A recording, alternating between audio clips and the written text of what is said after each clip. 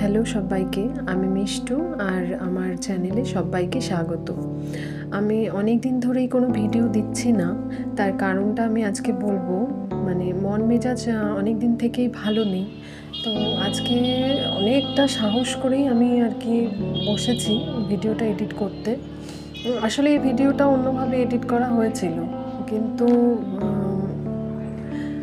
কিছু কারণে আবার এই ভিডিওটা আমাকে নতুন করে এডিট করতে হয়েছে। জাস্ট একটা পার্ট নিয়ে আলাদা করে আমি এডিট করছি, কারণ এই ভিডিওগুলো, এই আনন্দের মুহূর্তগুলো আমি ভেবেছি যে আমার চ্যানেলে আমি এগুলোকে রেখে দেব, স্মৃতি হিসেবেই রেখে দেব।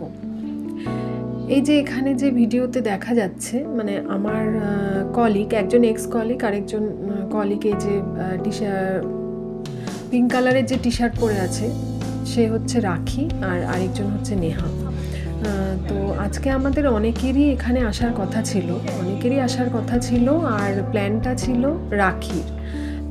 ও ভীষণ ভালো একটি মেয়ে, আর খুব ভালো, সবাইকে মাতিয়ে রাখতে পারে, সবার সাথে খুব সুন্দর করে কথা বলতে পারে, ভীষণ প্রাণবন্ত একটা মেয়ে।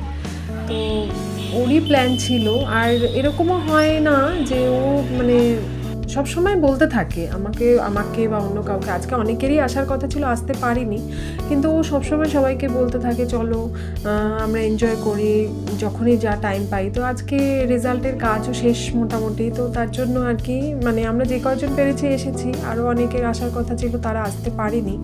তো আমারও এরকম হয় যে ও বলে আমাকে চলো চলো, তো আমার হয় না। আজকে কি জানি কেন জানি না, হঠাৎ করে ঠিকও হয়ে গেল, চলেও আসলাম। তো সব কিছু ওর পছন্দ মতনই আজকে হয়েছিল, খাবারও অর্ডার করেছিল, তারপরে আমার একটা গিফট কেনার ছিল, সেই গিফটটাও গিয়ে ওই পছন্দ করে দিয়েছিল। তারপরে সব কিছু শেষে সব কিছু খুব এনজয় করে, খুব ভালো একটা টাইম কাটিয়ে আমি আবার ওকে ওর বাড়িতে ড্রপও করে দিয়েছি। তারপর আর আমার সাথে দেখা হয়নি, কারণ আমি ছুটিতে ছিলাম।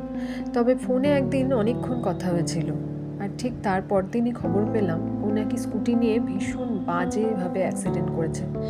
অ্যাক্সিডেন্টটা এতটাই ভয়ঙ্কর ছিল যে ও আমাদেরকে ছেড়েই চলে গেল। হ্যাঁ, রাখি মিস আর আমাদের মাঝে নেই, তবে ওর স্মৃতিগুলো আমি রেখে দিলাম আমার চ্যানেলে। অনেক দিন পার হয়ে গেছে, তাও যেন আমরা এখনও ভাবতে পারি না, ভাবতে ভীষণ কষ্ট হয়। খুব ভালো থেকো পরপারে, আর আমরা তোমাকে কিন্তু ভীষণ ভীষণ মিস করছি।